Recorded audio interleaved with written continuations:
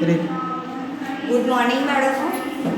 આપણને ચેપ્ટર 3 માં સ્વાધ્યાય 3.5 સુધીના દાખલા આપણે જોયા હતા. સ્વાધ્યાય 3.6 માં જે રકમો છે અવયવવાળી એ નાની મોટી છે, એમાં આપણને બહુ ધ્યાન પર નથી લેવાનું. એમાં તે 3.7 નો ચેપ્ટર મેં સ્ટાર્ટ કરું છું. ગુસા અને રસાઅ. ગુરુત્તમ સામાન્ય અવયવનો અર્થ થાય છે ગુસા. ટૂંકું નામ શું છે? ગુસા.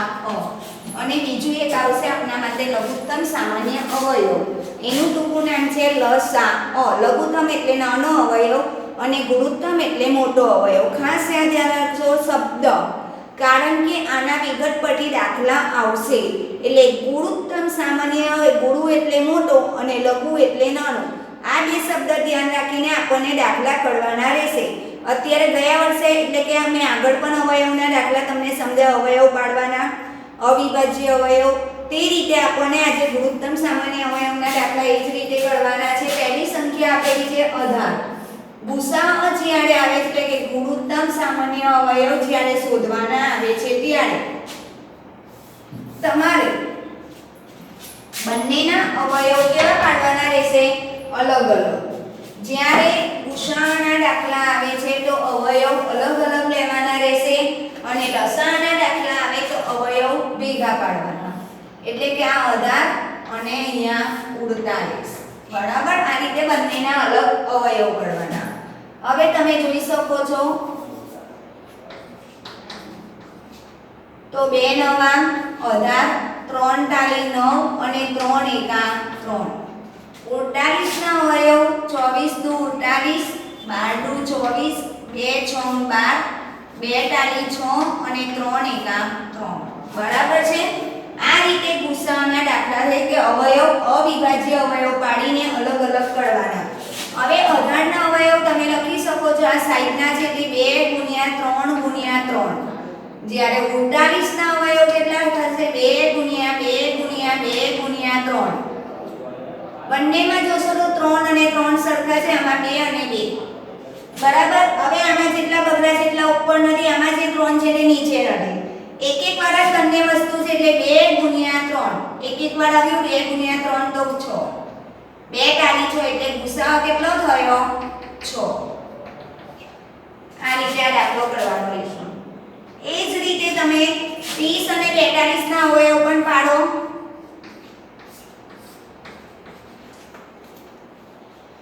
તો 30 ના અવયવ તમે જોશો તો 15 દુ 30 અને 3 50 15, 5 એકા 5. 42 ના અવયવ 21 દુ 42, 3 સતા 21 અને 7 એકા 7.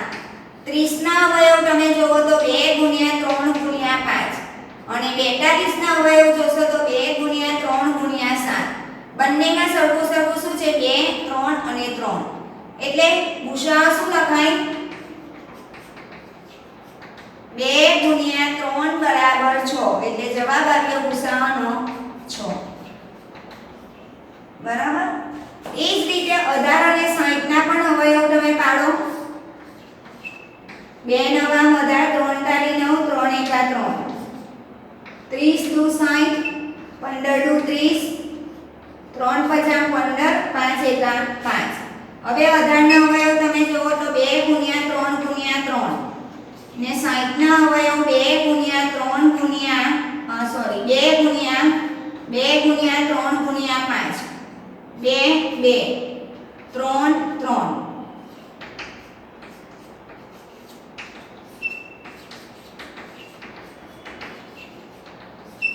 બરાબર? હવે એ જ રીતે 27 અને 63 ના પણ અવયવ પાડી શકાય. 3 નવા 3 ટાલી 9, 21 ટાલી 63, 3 સતા 21 અને 7 એકા 7. 27 ના અવયવ 3 * 3 * 3. જ્યારે 63 ના અવયવ 3 * 3 * 7. કેટલો આવ્યો? 3 * 3 બરાબર 9. તો ગુસાઅ કેટલો થયો? 9. આનો મતલબ કે અવિભાજ્ય અવયવ પાડતા બરાબર આવડવા જોઈએ. અને આ તમે શીખીને જ આવેલા છે, કોઈ અલગ રીત નથી. 36 અને 84. 18 દુ 2 નવા 3 ડાલી 9, 3 એકા 3. 42 દુ 84, 21 દુ 42, 3 સતા 21 અને 7 એકા 7. એ જ રીતે તમે અહીંયા 36 ના અવયવ લખો 2 ગુણ્યા 2 ગુણ્યા 3 ગુણ્યા 3 અને 84 ના અવયવ લખો 2 ગુણ્યા 2 ગુણ્યા 3 ગુણ્યા 7. 2 2 2 2 3 અને 3 એટલે કે 2 ગુણ્યા 2 ગુણ્યા 3. 2 દુ 4 ડાલી 12 તો ગુસાઅ કેટલો થયો 12. બરાબર. એ જ રીતે 34 અને 102 17 દુ 34, 17 એકા 17. આમાં 51 દુ 102, 17 ડાલી 51, 17 એકા 17. 34 ના અવયવ થયા 2 ગુણ્યા 17 અને 102 ના અવયવ થયા 2 ગુણ્યા 3 ગુણ્યા 17. 17 17 2 2 2 ગુણ્યા 7 બરાબર 34. તો ગુસાઅ કેટલો આવ્યો 34. એ જ રીતે હવે ત્રણ સંખ્યા, આ બે સંખ્યાનો ગુસાઅ તો હવે ત્રણ સંખ્યાનો જોઈએ. 70 105 અને 175. 35 દુ 5 સતા અને 7 એકા 7. 105 ને તમે જોશો તો 2 વડે પણ નહીં ભગાય, 3 વડે ડાયરેક્ટ 3 વડે ભગાશે. 35 તાલી 5 સતા. 175 ને 3 વડે ભગાશે નહીં ભગાય. 5 50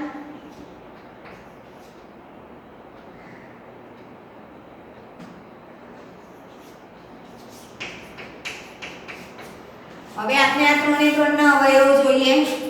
70 ના અવયવ 2 ગુણ્યા 5 ગુણ્યા 7.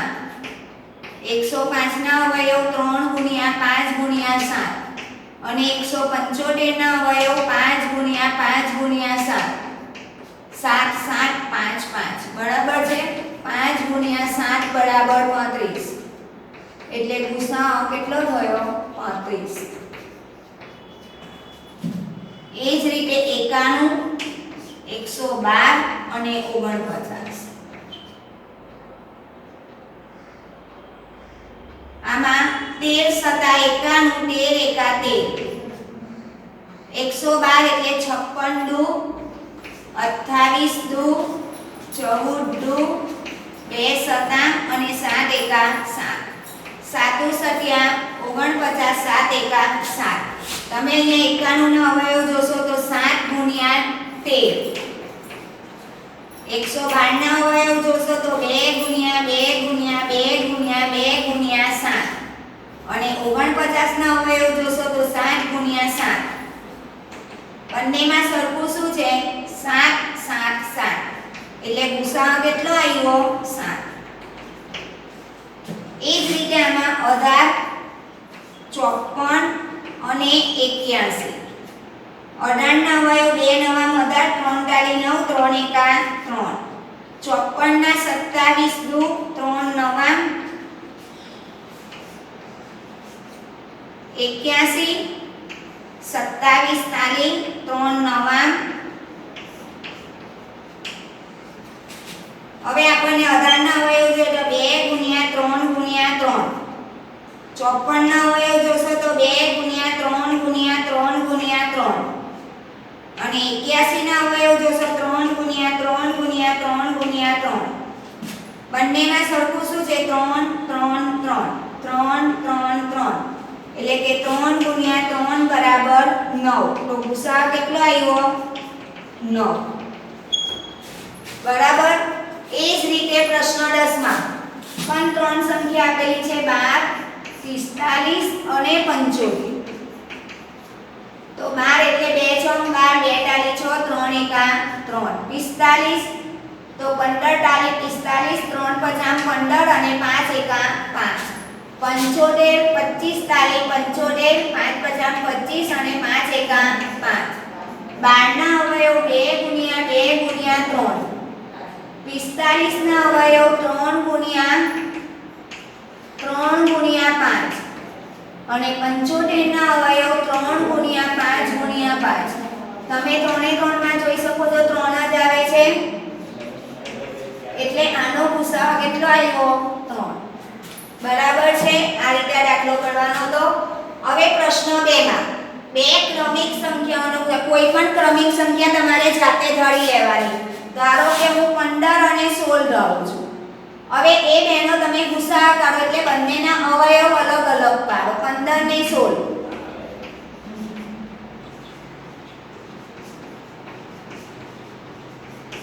હવે તમે 15 ના અવયવ જો તો 3 ગુણ્યા 5 અને 18 ના અવયવ જો તો 2 ગુણ્યા 2 ગુણ્યા 2 ગુણ્યા 2. બંનેમાં સરખું કઈ આવ્યું? તો જ્યારે આ સરખું નહીં આવે ત્યારે ગુસાઅ કેટલો કહેવાય? 1. કેટલો મળે? 1.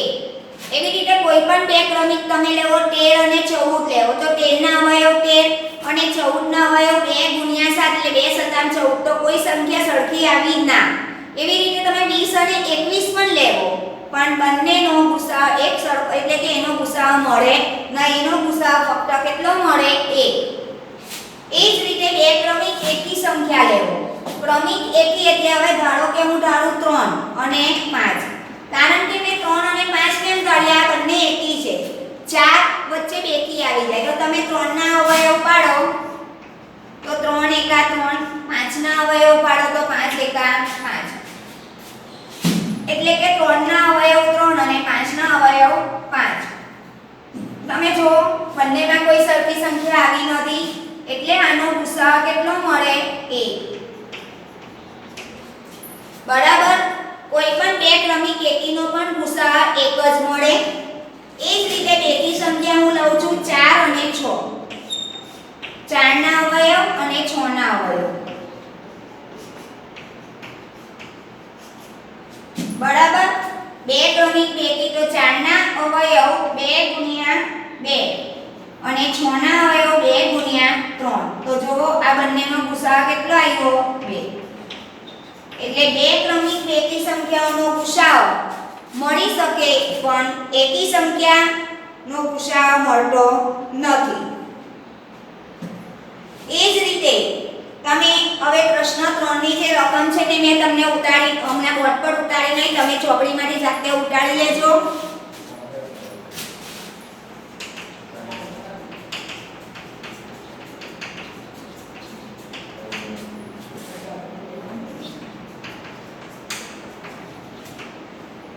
એમાં એવું કીધું કે અવિભાજ્ય અવયવ દ્વારા બે સહઅવિભાજ્ય સંખ્યાઓ 4 અને 15 ગુસાઅ પ્રમાણે શોધેલી છે. એટલે કે 4 અને 15 સંખ્યા આપેલી છે. એમાં 4 નો ગુસાઅ કેટલો છે? 2 ગુણ્યા 2 અને 15 નો ગુસાઅ કેટલો છે? 3 ગુણ્યા 5. આનું કારણ કે આ અવયવમાં કોઈ અવિભાજ્ય સામાન્ય અવયવ નથી એટલે 4 અને 15 નો ગુસાઅ શૂન્ય થાય.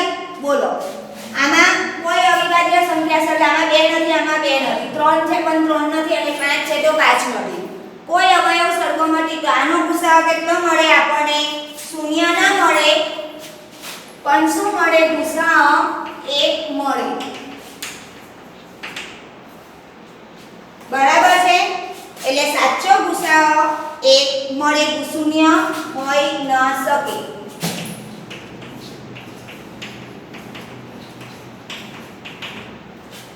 આ પ્રશ્ન 3 નો જવાબ હતો.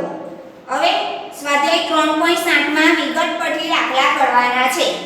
એમાં એવું કીધું કે રેનુ 75 કિગ્રા અને 69 કિગ્રા વજનવાળી બે ખાતરની ગુણી ખરીદી છે. કેટલા કિગ્રાની છે? 49 કિગ્રા અને 75 કિગ્રા અને 69 કિગ્રા. આ બે વચ્ચે ગુણ ખરીદી. બરાબર. એમાં ખાતરના આ વજનનું મહત્તમ મૂલ્ય, મહત્તમ એટલે મોટું, અને મોટા માટેનો મેં તમને શબ્દ કીધેલો ગુસાઅ. શું કીધેલો? ગુસાઅ. તો મહત્તમ મૂલ્ય શોધવાનું છે એટલે બંનેનો શું કરવાનો? ગુસાઅ. 75 અને 69.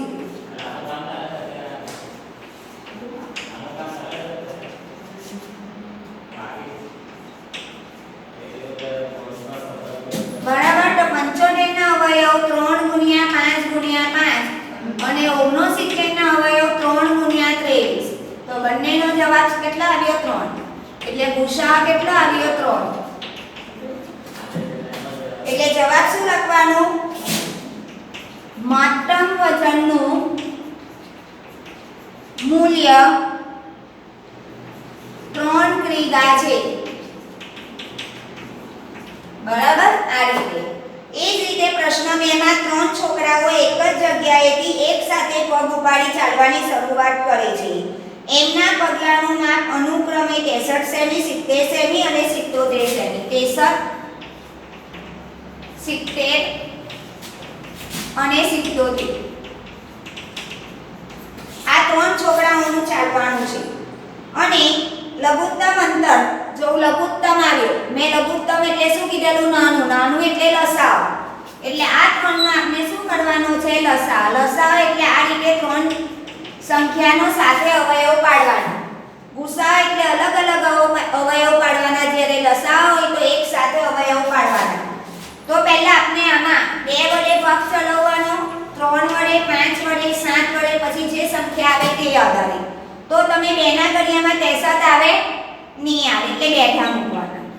2 ના ઘડિયામાં 70 આવે, 35 દુ 70, 77 પણ નહીં આવે.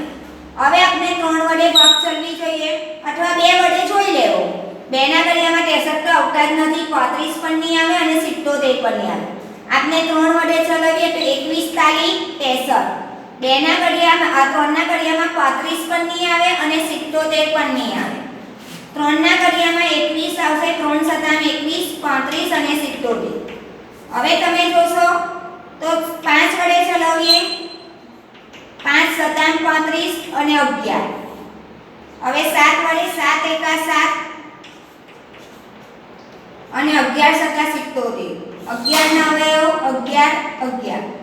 હવે તમારે આ લસાઅ કરવા માટે આ જે જવાબ આવે તે બધાનો શું કરવાનો? ગુણાકાર. એટલે કે 2 ગુણ્યા 3 ગુણ્યા 3 ગુણ્યા 5 ગુણ્યા 7 ગુણ્યા 11. તો 2 તારી 6 તારી 18, 18 પંચા 90, 90 સતા 630, 630 ને તમે 11 વડે ગુણો.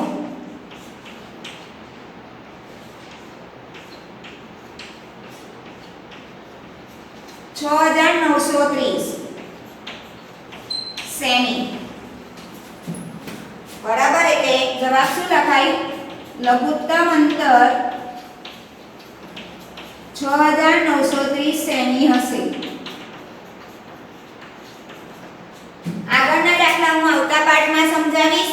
આ અહીંયા 3.7 ના 2 દાખલા પણ કરાવી દીધા. 3.6 તો પૂરું જ થઈ ગયું છે. એ રીતે હવે આગળના પાઠમાં આપણે નવું શીખીશું.